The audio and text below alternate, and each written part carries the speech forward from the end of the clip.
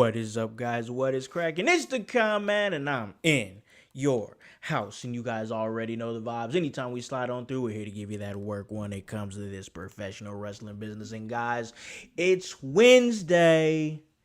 And man, we are hanging out a little bit later on a Wednesday. But hey, we're still ready to hang out and we're ready to talk some WCW because it is time for the WCW watch along. We're dipping right back into the U.S. title series and we're going to talk a little bit more about that. But first, before I do that, I have to bring on my guy over here. Today's the day we talk WCW. But every day that ends in Y, he's the voice, Josh Joseph. What is up, man? How goes it, house? How goes it, household? Yes, it is a Wednesday. Yes, it is WCW. Yes, Daniel, we are going to talk about Zilla. We know he rules, and he's ruling the TV screens and taking up. Well, it's finally about time he's in the WWE. We've been calling for it for quite a while. But I'm looking forward to this match that we're going to watch at the end of the show. And yeah, looking forward to talking some wrestling. Absolutely, man, because there's a lot of wrestling to be spoken about, voice, and there has been a lot of things happening. Now, we just had Pluggo on the show Sunday, and we talked a lot about the last week in wrestling, in WWE specifically, and we were talking about how inspiring they've been in the last week. At least for me, I've really enjoyed the shows that WWE has put on in the last week. But you know, NXT, I think we have to have an NXT discussion. And I thought about this earlier when I was watching it, and we're definitely gonna talk about Zilla Fatu and his debut last night, which I got a chance to see. I didn't watch all of NXT. I just didn't get a chance to, but I caught bits and pieces of it. And that was one of the pieces that I saw. And I was like, and I was like, that made me legitimately shocked. Like, I was like, holy shit, because I didn't see anything about there was going to be, he was at the performance center. At least I didn't see anything. So when it happened, it just kind of hit my news feed and I'm like, holy shit. But I want to get some of your thoughts, voice, on the debut of Zilla Fatu before we have this NXT discussion. Yeah, he did great work showing up on NXT, made an impact. People loved it. I like the fact that it's more of a smaller venue for a guy like that. Yeah. For the impact to look so powerful, Yeah. and it did. I mean, he came out just a wrecking ball, like just ready to rock, and people were they already knew who he was. They were already cheering him. So right out the gate, he's looking like a megastar. I tend to agree with you guys. I'm not a big NXT watcher. I don't watch it weekly. I do catch the highlights. Yeah. But what I'm seeing this week, they are currently one of the hottest televised programs out there for wrestling. Yeah. Especially with Zilla showing up. I think they played it smart by teasing him so many times before, because we did hear about him getting plane tickets to where the events were going to be. We did hear about him showing up months ago just to check out the performance center, things like that. So the fact that they kept it under wraps a little bit and it wasn't all over the social medias before it happened, that's pretty cool. Yeah, absolutely, absolutely. It was a great debut. Some people, I believe, are like, "Oh, well, why would you bring him on NXT? Why would you not bring him on the main roster?" Because if you're gonna have somebody like Zilla Fatu on the roster, you got to start, like, putting him on the main roster right now could potentially hurt his trajectory. because it's like, what's he gonna do already on the main roster? Let him build up a reputation on his own in NXT, and you're dropping him in a division right now that is beginning to grow. You're dropping him in a roster right now that is beginning to show signs. You have names like Cruz Montana, who just showed up there. Grayson Waller had that promo that had everybody's attention, and now we kind of see him in a different light. You know, you're losing names like Tatum Paxley and possibly Lola Vice. But you know, for that, you have Kendall Gray. Kendall Gray is amazing. She's an incredible talent, an incredible NXT women's champion. You know, they're doing some really good things from what I've been watching. EK Prosper is somebody who I got a chance to see wrestle for the first time, and they're really. I think it's Lizzie Rain. I think the rock star young lady from England. She's got some spark behind her, and I'm getting familiar with her work and enjoying that. The Cullings Izzy Dame, another one that's just kind of, she's developing. So there's a lot of but it's what Tony says, and OG Tony says, and it's what Voice has adopted. When I watch NXT, I put on the NXT glasses. I'm not expecting to see an AEW show. I'm not expecting to see Monday Night Raw or Friday Night SmackDown. I'm expecting to see NXT as it is right now, which is developmental talent. Now you have some veteran talent in the mix. Now you have a very hot young prospect in Zilla Fatu. What's he going to do? Where is he going to fit into it? They have some interesting things going on NXT right now, and like OG Tony just said, their NXT women's division is really strong. I really like what NXT is doing right now, to a point that when they do their thing, I'm trying to make time to watch it. Voice. Yeah, I think more people need to adopt that on all levels. Where when you're watching a specific promotion, put on their glasses, watch that, because you're going to enjoy wrestling a lot more if you do that. And you know, it's really telling that a lot of your families, when you guys did get together, they argued about the dumbest shit, because you're out here like criticizing one promotion and being like, it's not like them. Okay, well, you're not watching it because they're like, hey, we're just like these guys. No, you dummy. Go over there, watch it, enjoy it for what it is. Yeah. NXT's in that groove. Tony's right. The women's division over there is hitting on all strides. NXT's on fire. I honestly see Zilla.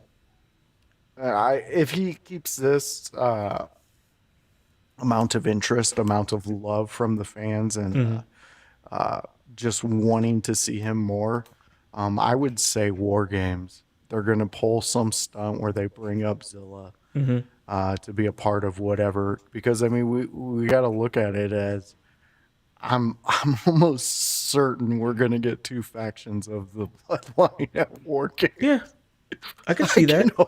I would put money on it in Vegas right today. I could see that. And I could see one side needing somebody, and Zilla making such an impact at NXT that it would be him that they would pull up. And usually when that happens, and in moments like that, if he pulls off a Jacob Fatu and just captivates the main roster fans, he's signed to the main roster then.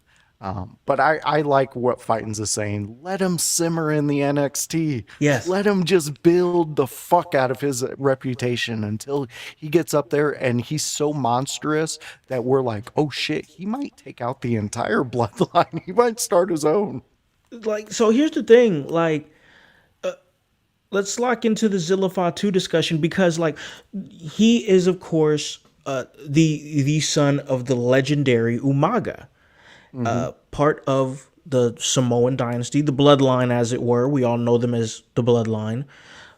So with him not only having a pretty, at this point, and I can't believe I'm saying this, but a pretty like extensive indie background at this point of his career, being a part of the Bloodline, and then I look at somebody like Solo Sikoa voice and the breakout that he's having right now as we are seeing it, and him being a part of the legendary bloodline, and him starting out at NXT, and him not staying in NXT that long. So I want to ask, this: your timeline for him showing up, him being Zilla Fatu at War Games, actually makes a lot of sense. We're in August right now, and War Games is in late November, and the members of the bloodline, when they go to NXT, they kind of have a history of not staying there long. So let me ask you this, also the household as well. How long do you think Zilla's going to stay in NXT? And do you think he touches any gold in that interval of time? If he, minus the War Games, I would say he won't touch gold.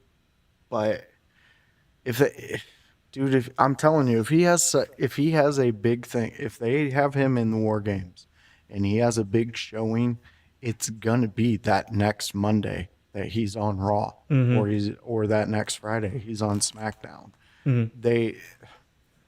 I would want him to set until the next WrestleMania in NXT.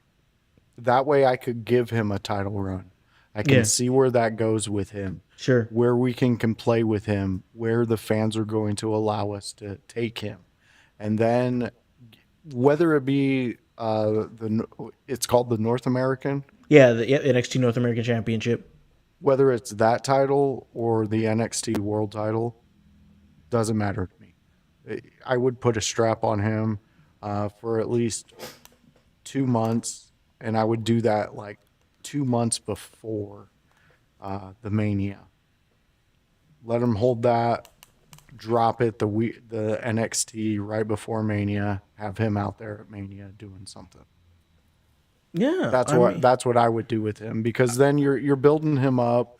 You're not going to lose anything by keeping him there, because you're already telling what, 6th inning stories in the bloodline. Yeah. If we're at that inning, you know what I mean? Yeah. Like, there's plenty of meat on that bone to let him cook and actually build up something, because if him and Solo are going to be the youngest ones out of the groups, you know, it would make sense to try to build him up to where Solo is. I mean, a level to where he's at, you know, before you bring him over. But that's just me. That's just my booking. Yeah, no, I'm with you. What Fightins here is saying, so let's hit the chat. Fightin says he needs to show that he can hold the mic for 5 minutes against some of the bigger guns in NXT, and he needs to show he can go in the ring not perfect but not green. So I hear exactly what you're saying, Fightins, because he's been wrestling in the indies for a while, but I'd still watching some of his stuff and also being a fan of the young man. I am a fan of his. He's still closer to green than he is crisp. You know, I mean, is he impactful? Yes, but yeah, I'd say he's still a little bit closer to green than he is more crisp in the ring. And I think NXT is a good fit for him, because he's going to learn that crispness and learn how to work in the ring. OG Tony hits the chat and he says, depends how he does mentally there. If he fits in, if he does, he moves up quickly. Yeah, that's true. I agree with that, because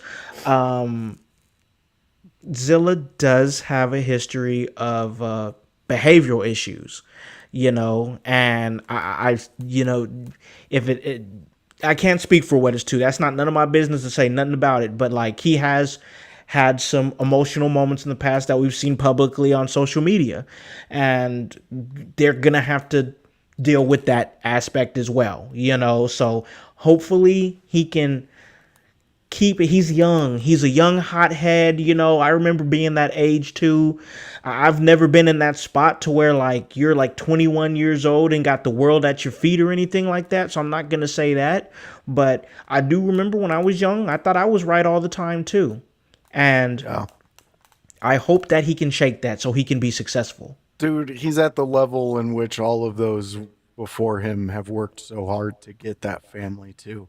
He's going to shut the fuck up and he's going to learn. He's been Yeah. around a bunch of amateurs his entire career. Nobody looking out for him, always looking out for how can I benefit from knowing For you. Zilla. Yeah.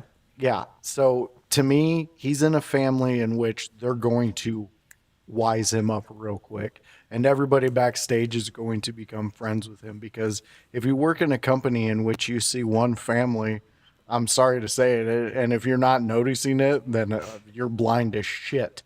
One family gets a lot of the grace, the treatment, they get upped. Yep. It's the Samoan Dynasty. And Yep. there's no saying anything against it. I love the entertainment. I'm not against it. Yeah. They put on great matches. I've loved Haku, Ming, all those guys. Like, truly am a fan of this family. Yeah. Yeah. So I'm okay with it because we've seen some of the greatest matches come from this family. Absolutely. That family's given me moments. I've been in the ring with Give us The Rikishi. Rock. Yeah, they give us The Rock. Like, I've been in the ring with Rikishi. Solo Sikoa's See? been on In Your House before he signed with WWE. Like, I've been in a bar in Terre Haute, Indiana, having drinks with Solo Sikoa and Elijah Burke. Like, that family, the Samoan Dynasty is amazing. Like, they're Yeah. great people, So of course everybody's gonna want to be in his gravitas when he shows up in that NXT locker room, and I just hope it all works out for him. But we got to pivot the conversation a little bit because we do have a second half of the show. Let's touch on this topic real quick because it's such a hot topic right now in wrestling and Topic. hot topic, and that is paying dues, the concept of paying dues in professional wrestling. Here we go. So where did this conversation stem from? This conversation stemmed from a GCW show that went down, and I believe the veteran wrestler's name is Eric Cannon. And if anybody is following AJ Styles and his son, Avery Styles, is his 19-year-old son, is now an in-ring competitor and pretty good from all the highlights I've seen. I haven't seen a full Avery Styles match, but the young man from the highlights I've seen can get up there and he can fly. So he'll probably be another one of those super young prospects that ends up on with a Ring of Honor or NXT, just like a Zilla Fatu or a Billy Starks or or any of those young people. But it's crazy. But we got fightings again. He said, "Motherfucker didn't line up the chairs, the bastard." You're right. Oh man, but listen, but that's the conversation though, is that he didn't help put up the ring. He wasn't helping out with this and that, and we're gonna give this as much time as we can because we do have a second half we got to get to, and maybe it's a conversation we'll get deeper into on another episode of In Your House, possibly this Sunday. But basically, this Eric Cannon, this veteran wrestler, he went on social media to say that Avery Styles was not helping out with the ring. He was not helping set things up or whatever. And because Cannon went public with it, Styles went public with it too. And he said, hey, dude, he wasn't getting paid to set the ring up. He was getting paid to wrestle.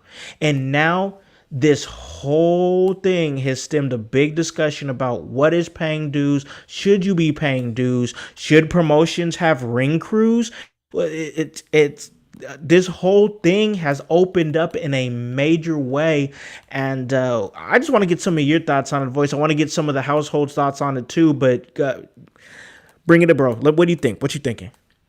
Okay, so I totally understand what some of the veterans, some of the people that I've helped set up rings with, have seen while I was setting up my equipment, have watched, the camaraderie that happens between the guys doing it. Yeah. But for me, I think that we always talk about wrestling needs to evolve, it needs to change, things need to be better. This is one of them that bugs me. Promoters have tricked everybody for so long because they don't want to spend for a ring crew. Yeah. And this is my personal opinion, this is nobody else's, that it's become tradition. Okay, traditionally, Avery's going the right way. He could have used his dad's name and went to the performance center and been like, "Hey, do you guys know who my dad is? Let me show you some clips." And Exactly. And boom, he would have been in the performance center, bro. exactly. So he's going and he's doing these things. I'm sorry. I see a lot of these vets get all hyped up about this one, and they're just like, "Fucking look. Little Nate is setting up chairs." Okay, cool for Little Nate. Did you also know Little Nate got paid extra to do that because he was part of the ring crew? Boom. Click. Oh, let's click some pictures and say some comments and call myself a vet. Oh, shut up. Shut the fuck up. These This vets. is AJ Styles' son. The man gave his body for our entertainment. He produced offspring. The offspring can do some things and has potential. You're doing this because of the name that is associated with the fucking crime, dude. Pay your dues. Pay your dues. What are we? Are we a union? Right. Because if we got a union, now we got to get into some labor laws, and now now do you indie promoters, do you want that? They don't. Do you truly want that? Because now you got to pay for an actual medical person. So calm the fuck down, indie promotions. It's a kid. If it was said in his contract that he signed, ring crew or setting up chairs, helping in some way, sign the name, boom. Oh, okay. He didn't do it. Well, he broke the contract. Okay, now you have a reason to be upset. But I guarantee you that wasn't in there. I guarantee you they were throwing so many ideas at Avery because they got him to come to the place that AJ probably had to step in and be like, "Dude, what are we doing? No, don't do it that way." And then guiding Avery in that way. I can almost guarantee something like that happened. In this instant, I believe with Tony, the dude's just trying to get some clout off of the name. There it is. And that's basically where my mind's at with it. I'm tired of so many guys I thought would be like, "Dude, come on. It's just setting up chairs. It's like, come on." Yeah, but here's the thing, bro. Because I like what Ribshot is saying here, and I'm gonna say why. He says shouldn't have called him out publicly, but the defense is stupid, saying he doesn't need to help out because his dad is famous. Both wrong. Calling him out, dick move. Not helping out, dick move. So okay, all right. I'm gonna stay with that and say this. You know what would have tied all of this up, and we wouldn't even be having this conversation, voice. If this vet, Eric Cannon, was a good vet and not a guy just trying to bounce off the Styles name to maybe put a little bit of more attention on himself, because I guess it's 2026 and attention is fucking currency, you whores. If he was a good vet, he would have just took the kid aside and said, "Hey, you know, what we do here is we all get together. We put the ring up. We put chairs up, whatever. You know, we all do it together. You know, it's a team effort. We're all, when we're here at GCW, it's a team. So, you know, if you want to put, you know, you didn't do anything this time, but next time you're out, if you can help out with some chairs and stuff like that, that's great." And then boom, the conversation happened between the vet and the talent. And we didn't even have to know. We should have never knew about this shit. We should have never fucking knew about this at all. But this guy was an ass and had to fucking try to, because fucking attention is currency, and he had to try to get a little bit of attention, bro, instead of being a good vet and just pulling the kid aside and smartening him up. No, 100% on that. And I get what you're saying, Ribshot, but in that, okay, well, if we're going to go that route, did anybody ask Avery for any ability to contact his dad if his dad wasn't there? I bet you if AJ was there, I bet you some of those people in the back were asking him a lot of questions about his career and things like that. So if we're not going to use his name and be like, hey, you know, you kind of can forget this and let Avery just go because look who his dad is. I understand where you're coming from, but I find it very hypocritical being of a person who's been backstage and seeing bigger name talent come through and the vulture surround asking so many questions. Oh yeah, it happens all the time, dude. It happens all the time. And I've also been at those shows and watched the lamest indie wrestlers who think they're the shit not touch a goddamn thing. And some of those vets that are saying some things, I've seen you not say a word and be brotherly with those people. So what was their excuse? So, like, let's quit playing the cat and mouse game with, oh, he didn't do this, he didn't do that. The kid didn't do it. The right move would have been taking him aside, not calling him out, and Avery actually pitching in. Because if you want to be in this industry, you need to have trust. And when people are out there putting your business out there, doing that, trust me, some of these IQs are not very high, and they'll be like, well, fuck him. I'll never wrestle with him. And you don't want that heat in this industry. You don't. Sometimes you have to just say, you know what? I'm going to do what those did before me. That's it. That's it. And like, I get it.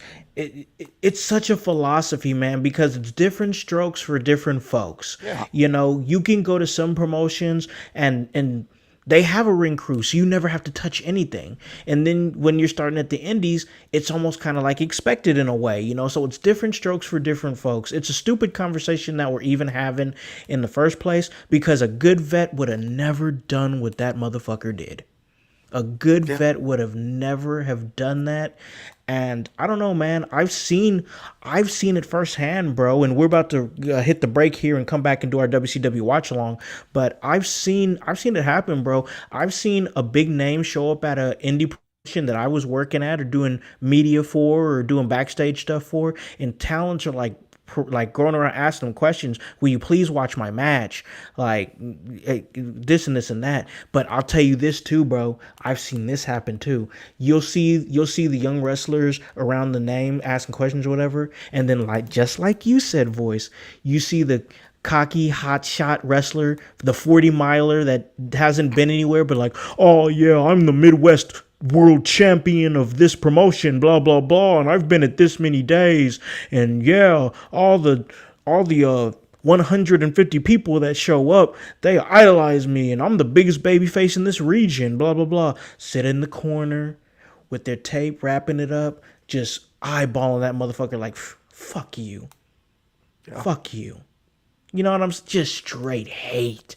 Just, you can feel it. Like, you can see the way they're looking at them, the way that they're putting their tape on, the way they're putting their gear on, the way that they're walking around, seeing the young wrestlers idolize the name. You can see it's hate, bro. Yeah. It is so clear. And they're not good at hiding it at all. At all. So that's just my thoughts on it. We don't have to touch it no more because we do got to get to this break and get to this watch along. So yeah, that's exactly what we are going to do. Myself and Voice, we're going to watch a exciting match, and that match is going to be part of our U.S. title series. And that is going to be a young Chris Jericho. This is back in 1997, and that is at Super Brawl 7, and that is Chris Jericho versus Eddie Guerrero for the U.S. title. And we're going to be watching that on WWE.com. This was the only place I could find this video. WWE.com, WWE US title history, Eddie Guerrero versus Chris Jericho, February 23rd, 1997. We're going to watch that on the other side of this break.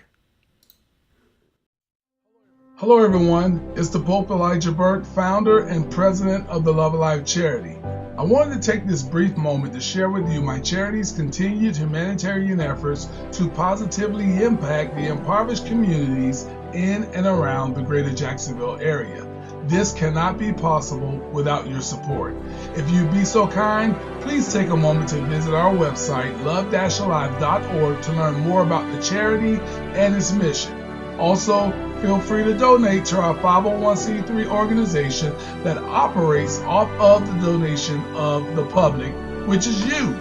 Whether that be by website or via Cash App, $1 help makes a difference in the lives of others as we continue to positively influence many people by being the change that we wish to see in the world.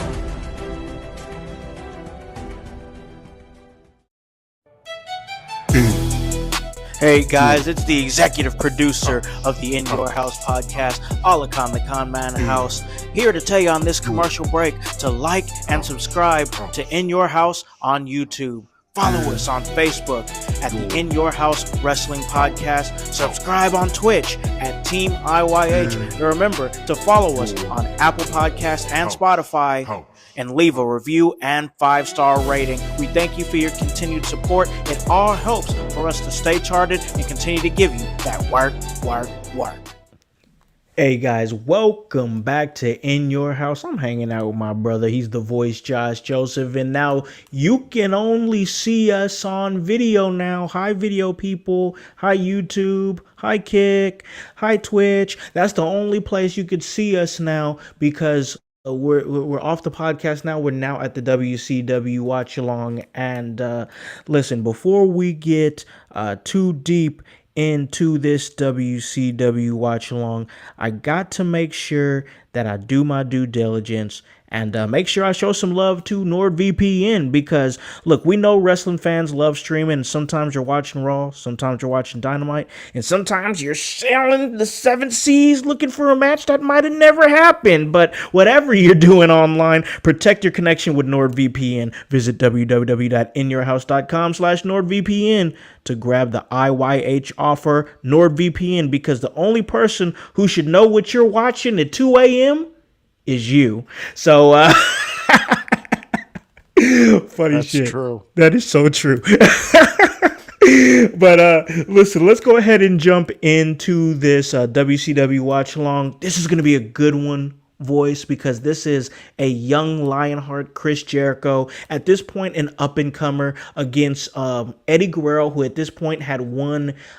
He's just coming off of winning a U.S. title tournament for the vacated U.S. title, and he defeated Diamond Dallas Page in the finals. Now he's establishing himself as a champion. This was not a hate feud, voice. This was before the obnoxious heel that we saw from Chris Jericho. This was the Lionheart. He was an up-and-comer trying to make a name for himself, taking a U.S. title opportunity. So what we're going to see, voice, in this match is not a blood feud, not a hate feud of any kind, but some pure competitive wrestling.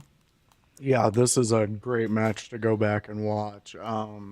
This is a great Jericho era, too. Like you're saying, he was an up-and-comer trying to prove himself, trying to make a name for himself, in which he did. And a lot of it stems from matches like this, what we're about to watch, just the pure wrestling that's in them.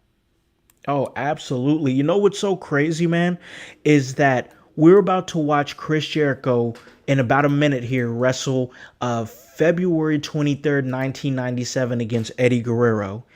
And we're jumping into Dynamite. We're bleeding into Dynamite right now. And of course, we're going to check that out, talk about that tomorrow. But, bro, Chris Jericho is wrestling tonight for the AEW TNT Championship against Kevin freaking Knight, bro. Here it is. Bro, it's August 12th, 2026.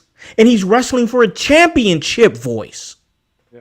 He's, well, I mean, he found the fountain of youth somewhere. Somewhere in his many travels. Him, Rey Mysterio. I mean, come on. Just insane. But all right, let's get into this match. Before I do, I'm gonna make sure that I want to do what I can to help you guys out. So I'm gonna try to throw it in the chat here. because I know this link is a little bit, it's not a direct link that I can give you guys. I want to help out here a little bit by giving you guys that. So I threw a link to the match in the chat there. Once again, it is on WWE.com, WWE US title history, Eddie Guerrero versus Chris Jericho, February 23rd, 1997. Voice, are you ready, my brother? Oh, I'm ready to go. All right, let's do this thing in 3, 2, 1, let's go.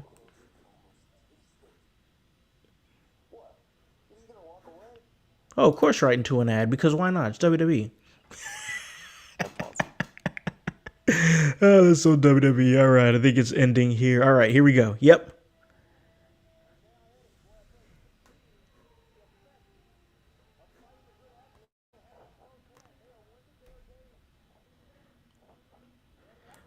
Oh! Man, look at Eddie with the straps. You know this is old because Eddie wrestling with the straps on, bro.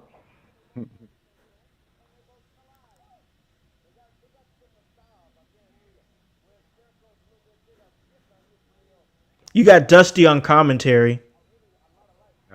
Ooh!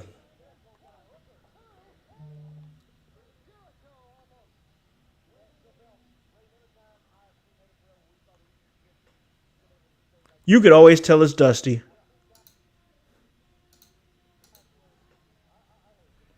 He said, I heard you.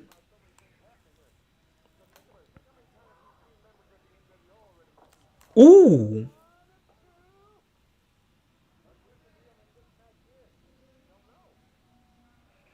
Damn.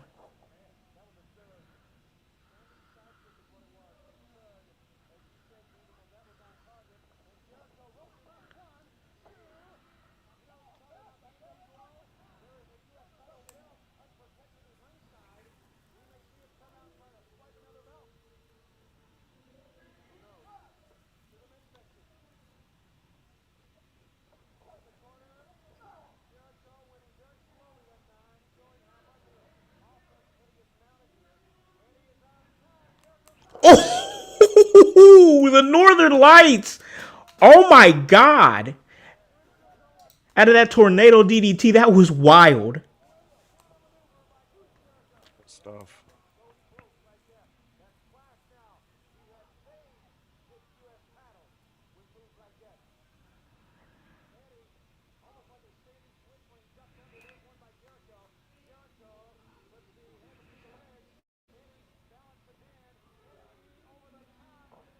Oh. Got him.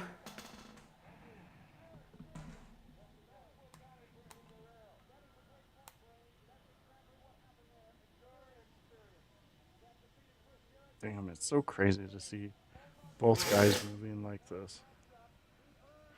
What is this theme music? Oh, hold on. And then the show of respect.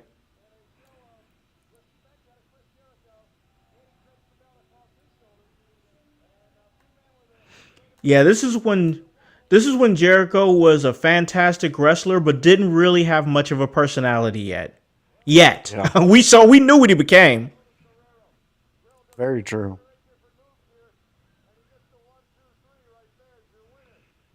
I like that finish too.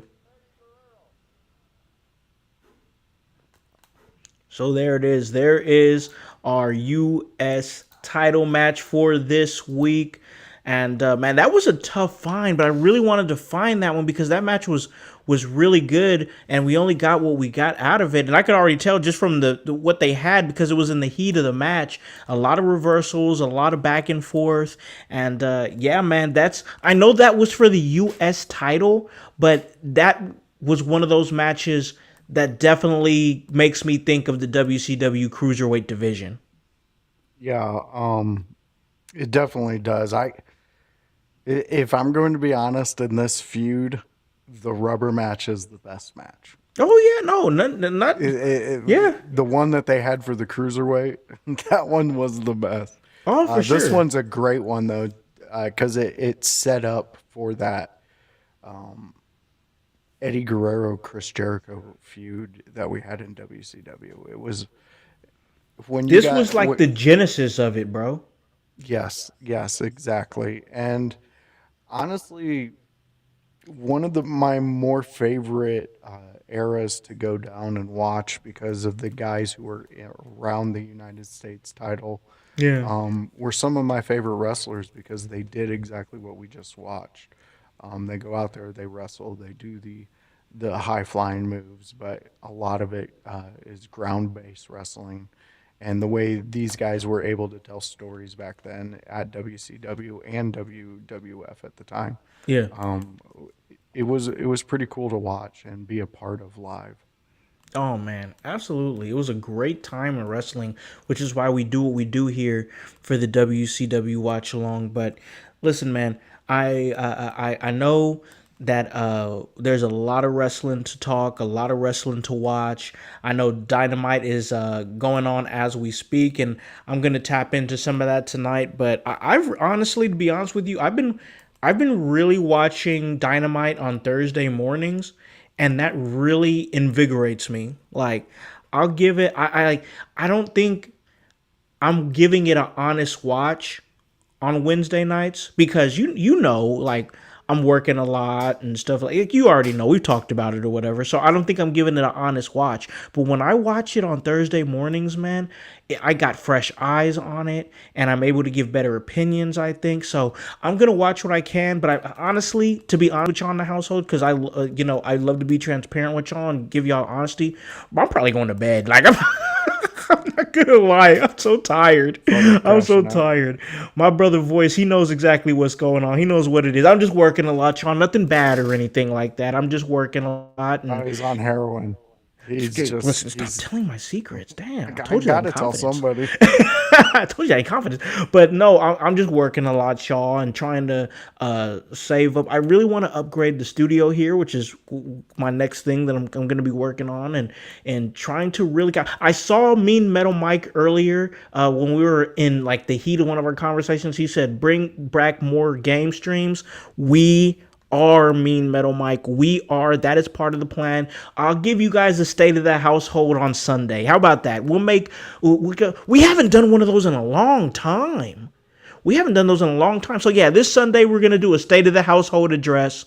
And I'm going to talk to you guys out there in the household about some of the changes and some of the things coming to In Your House. So get ready for an In Your House state of the household address. We haven't done one of those in a long time. We're going to tell you about everything going on in Your House, all the awesome stuff we got moving. But we're going to call this a really great episode.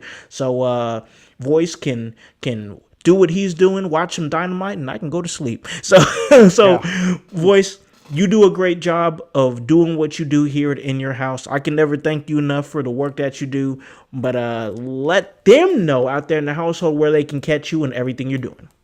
All right, fans. So if you want to see more of me, why don't you stop in next Wednesday when me and House do it again? It's the WCW Watch Along where we're in the middle of the United States title. Look, this title means a lot to both of us. We enjoy a lot of these matches, so we're going to give you a lot of our favorite ones. Enjoy them. Enjoy them. Set in the moment with us and watch some old WCW. And give us some suggestions too, because if you guys give us suggestions, we will watch them. Yeah, I mean, if you haven't figured it out, it's pretty much the ECW show, but a different promotion. Exactly. We're just having a blast with a different promotion. Keep them coming in. And Mean Metal Mike, you're going to get what you want. So just subscribe and Just keep hanging out, brother. You'll find your streams for your Vitrio games. Your Vidgy game. That's what my dad used to call them, Vidgy games. Yeah. I had an uncle who used to say other things with it, but that's not appropriate for you. So stop in 6 p.m. on a Wednesday to hang out with me and House and WCW. Tomorrow night we are doing, that's right, AEW Dynamite. Yeah. It's a fun time. It's a great time. It's an OG Tony House and Voice time where we talk about, that's right, AEW Dynamite. So come in there and join us. Talk about some Jungle Jack Perry. We got a wild prediction for tonight. As old the 90s rock star with a problem over there, you can stay up and watch Dynamite and see if our prediction come true, because guarantee you it's going to be a talk tomorrow. But that is at 6 p.m. on a Thursday. Come join us for the AEW Dynamite Talk. Outside of that last show, Tuesday, it's the Raw Review Show with me, Kevin Calloway, and Bruzy. We sit back and we talk. That's right, Monday Night Raw. We each take a topic from the Monday Night Raw we just watched, and we bring it to you guys, the household, and we say, hey, let's talk about it. And sometimes you guys do, and sometimes you guys just say, hey, let's talk about this. And that's what we do. So come join us. You're going to get the Raw trivia fact at the beginning and then the reveal at the end. So come in and see if you're a smart cookie. You probably are. I mean, it's Bruzy. There's not really much thought that goes into it, just Bruzy things. I mean, you just got to be a part of it. So come hang out with us on Tuesday at 6:15 when me, Kevin Calloway, and Bruzy go live to talk Monday Night Raw. Bruzy is doing a great job under you and Kevin there. I am really enjoying what he is bringing to the table, man. It's awesome. And we're just growing, man. It's so awesome. Like I said, I've been busy and tired or whatnot, but I know what we're doing here. Like, I know we're moving towards something huge here. That is for sure. It's great stuff. But listen, like I said, this Sunday, State of the Household Address. We'll give you all the details on what we're doing and what we got moving here on the team. And remember, August 30th, we are doing the AEW All in London Watch Along. That Sunday, 1 p.m. Eastern Standard Time. We have got our In Your House UK representative. That is, of course, Nightwing. He's going to be there, and we're going to try to get a couple of minutes with him outside of Wembley. Not a lot. We're going to try to get what we can. But then after that, hey, us and the team, me and the team, we're watching the show. We're going to check it out. We're going to watch it with you guys out there in the household. That's going to be a great time. I'm super excited for that. And, man, we got some great episodes. We've got a big episode that I cannot officially say yet until I've got all the confirmations together. But we got a big episode in the works before that all-in watch-along. So as I get confirmation on that will be rolling out maybe by this Sunday, possibly, I don't know. But I want to make sure that I got all my, I's dotted, T's crossed, blah, blah, blah, yada, yada, yada, before we do all that. But that's because it's all part of that work. And that's HOWSE, and the W stands for work. So for the producer of the show, the voice, Josh Joseph, and the whole team, hear it in your house. I'm all the Con Man House. Hit it to tell a friend, to tell a friend, to tell a friend to hop on this bandwagon, get on or get gone, because the household is still going mighty strong. You guys have a great day and a great rest of your week. We'll catch you Thursday talking a little AEW Dynamite. Peace.